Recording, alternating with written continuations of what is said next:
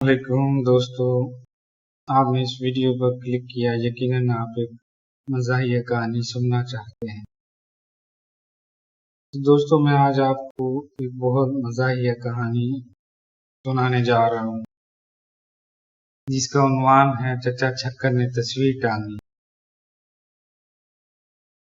चचा छक्कन कभी कभार कोई काम अपने जिम्मे किया लेते हैं, घर भर को तिगनी का नाच नचा देते हैं। आबे लौंडे जाबे लौंडे, ये कीजो वो दीजो, घर बाजार एक हो जाता। दूर क्यों जाओ, परसों परले रोज का जिक्र है। दुकान से तस्वीर का चौखटा लग कर आया। उस वक्त तो दीवान खाने में रख दी गई। कल शाम कहीं चच्ची की नजर उस पर पड़ी। बोली, छुट्टन के अब्बा तस्वीर कब से रखी हुई है, खैर से बच्चों का घर ठहरा। कहीं टूट फूट गई तो बैठे बिठाए ₹2 का धक्का लग जाएगा। कौन टांगेगा इसको? टांगता और कौन, मैं खुद टांगूंगा। कौन सी ऐसी जुएशी लानी है, रहने दो, मैं अभी सब कुछ ही किए लेता हूँ।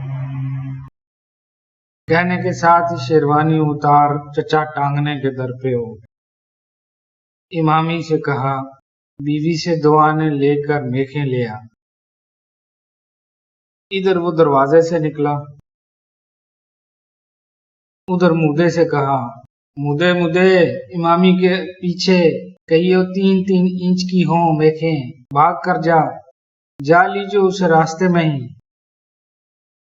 लीजिए, तस्वीर टांगने की दाग बेल पड़ गई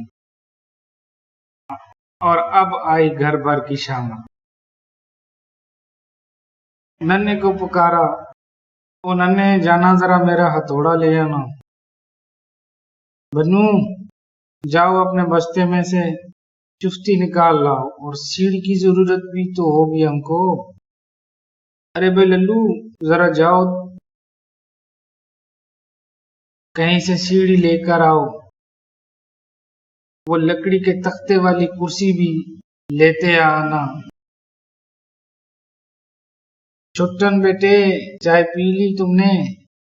जरा जाना तो अपने उन हमसाए मीर बाकर अली के घर, कहना अब्बा ने सलाम कहा है और पूछा है आपकी टांग अब कैसी है। और कहियो, वो जो है ना आपके पास, क्या नाम है उसका, हेलो भूल गया, पलोल था कि टलोल, अल्लाह जाने क्या था। खैर, वो कुछ भी था, तो यूं कह दीजिए कि वो जो आपके पास आला है ना, जिससे सीध मालूम होती है, जरा दे दीजिए, तस्वीर टांगनी है। जाइयो मेरे बेटे, पर देखना सलाम जरूर करना, और टांग का पूछना ना भूल जाना। अच्छा, ये तुम कहाँ चल दिए लल्लू? कहाँ जो है, जरा यही ठहरो, सीढ़ी पर रोशनी कौन दिखाएगा हमको। आ गया इमामी, ले आया मेखें। मुदा मिल गया था, 3-3 इंच ही की है ना, बस बहुत ठीक हो गया है। हेलो, सुतली मंगवाने का तो ख्याल ही नहीं रहा। अब क्या करूं? जाना मेरे भाई, जल्दी से हवा की तरह जा, और देखियो बस गज सवा गज की हो सुतली, ना बहुत मोटी हो ना पतली। कह देना तस्वीर टांगने को चाहिए है, ले आया। वो वद्दू, वद्दू कहाँ गया? वद्दू मियाँ? उसी वक्त सबको अपने अपने काम की सूझी है। यूं नहीं कि आकर जरा हाथ बटाएं। यहाँ आओ, तुम कुर्सी पर चढ़कर मुझे तस्वीर पकड़ाना। लीजिए साहब, खुदा खुदा करके तस्वीर टांगने का वक्त आया। मगर होनी शुद्धनी, चचा उसे उठाकर जरा वजन कर रहे थे कि हाथ से छूट गई। گر کر شیشہ چور چور ہو گیا۔ ایہ کہہ کر سب ایک دوسرے کا منہ تکنے لگے۔ چچا نے کچھ خفیف ہو کر کرچوں کا معائنہ شروع کر دیا۔ وقت کی بات انگلی میں شیشہ چبھ گیا، خون کی تللی بن گئی۔ تصویر کو بھول اپنا رومال تلاش کرنے لگے۔ رومال کہاں سے ملے؟ رومال تھا شیروانی کی جیب میں۔ شیروانی اتار کر نہ جانے کہاں رکھی تھی۔ اب جناب گھر بھر میں تصویر ٹانگنے کا سامان تو طاق پر رکھا اور شیروانی کی ڈنڈیا پڑ گئی۔ چچا میاں کمرے میں ناچتے پھر رہے ہیں، کبھی اس سے ٹکر کھاتے ہیں کبھی اس سے۔ سارے گھر میں سے کسی کو اتنی توفیق نہیں کہ میری شیروانی ڈھونڈ نکالے۔ عمر بھر ایسے نکموں سے پالا نہ پڑا تھا، اور کیا جھوٹ کہتا ہوں، کچھ 6 آدمی ہیں اور ایک شیروانی ڈھونڈ نہیں سکتے، جو ابھی 5 منٹ بھی تو نہیں ہوئے میں نے اتار کر رکھی ہے۔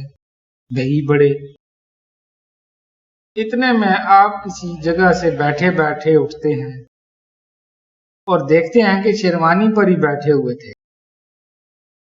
اب پکار پکار کر کہہ رہے ہیں، ارے بھائی رہنے دینا، مل گئی شیروانی، ڈھونڈ لی ہم نے۔ تم کو تو آنکھوں کے سامنے بیل بھی کھڑا ہو تو نظر نہیں آتا۔ آدھے گھنٹے تک انگلی بندھاتی رہی، نیا شیشہ منگوا کر چوکھٹے میں جڑا، اور تمام قصے طے کرنے پر 2 گھنٹے بعد پھر تصویر ٹانگنے کا مرحلہ درپیش ہوا۔ اوزار آئے، سیڑھی آئی، چوکی آئی، شمع لائی گئی۔ چچا جان سیڑھی پر چڑھ رہے ہیں اور گھر بھر، جس میں ماما اور کہاری بھی شامل ہیں، نیم دائرے کی صورت میں امداد دینے کو کیل کانٹے سے لیس کھڑا ہے۔ 2 آدمیوں نے سیڑھی پکڑی تو چچا جان نے اس پر قدم رکھا۔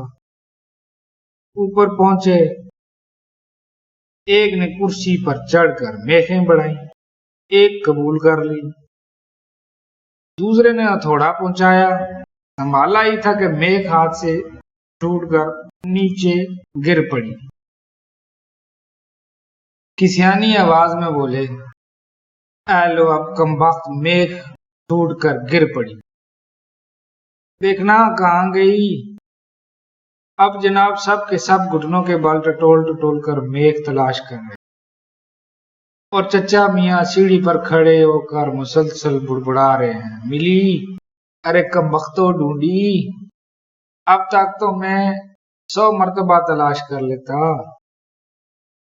اب میں رات بھر سیڑھی پر کھڑا کھڑا سوکھا کروں گا، نہیں ملتی تو دوسری ہی دے دو اندو۔ یہ سن کر سب کی جان میں جان آتی ہے تو پہلی میخ ہی مل جاتی ہے۔ اب میخ چچا جان کے ہاتھ میں پہنچاتے ہیں تو معلوم ہوتا ہے اس عرصے میں ہتھوڑا غائب ہو جاتا ہے۔ یہ ہتھوڑا کہاں چلا گیا؟ کہاں رکھا تھا میں نے؟ لا حول ولا قوت، الو کی طرح آنکھیں پھاڑے میرا منہ کیا تک رہے ہو؟ 7 آدمی اور کسی کو معلوم نہیں ہتھوڑا میں نے کہاں رکھ دیا۔ بڑی مصیبتوں سے ہتھوڑا کا سراغ ملا اور میخ گڑنے کی نوبت آئی۔ اب آپ یہ بھول بیٹھے ہیں کہ ماپنے کے بعد میخ گاڑنے کو دیوار پر نشان کس جگہ لگایا تھا۔ سب باری باری کرسی پر چڑھ کر کوشش کر رہے ہیں کہ شاید نشان نظر آ جائے، ہر ایک کو الگ الگ نشان دکھائی دیتا ہے۔ چچا سب کو باری باری الو، گدھا کہہ کر کرسی سے اتر جانے کا حکم دے رہے ہیں۔ آخر پھر چفتی لی اور کونے سے تصویر ٹانگنے کی جگہ کو دوبارہ ماپنا شروع کیا۔ مقابل کی تصویر کونے سے 35 انچ کے فاصلے پر لگی ہوئی تھی۔ 12 اور 12 کے انچ اور بچوں کی زبانی حساب کا سوال ملا۔ بآواز بلند حل کرنا شروع کیا اور جواب نکالا تو کسی کا کچھ تھا اور کسی کا کچھ۔ ایک دوسرے کو غلط بتایا، اسی تو میں سب بیٹھے کہ اصل سوال کیا تھا۔ اسی تو میں سب بھول بیٹھے کہ اصل سوال کیا تھا۔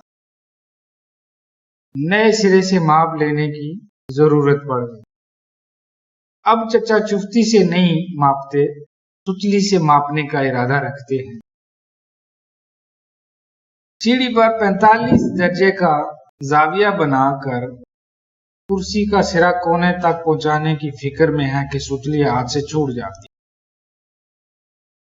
آپ لپک کر ایسے پکڑنا چاہتے ہیں کہ اسی کوشش میں آپ لپک کر اسے پکڑنا چاہتے ہیں کہ اسی کوشش میں زمین پر آ رہے تھے۔ کونے میں سے تار رکھا تھا، اس کے تمام تار چچا جان کے بوجھ سے یک لخت جھنجھنا کر ٹکڑے ٹکڑے ہو جاتے۔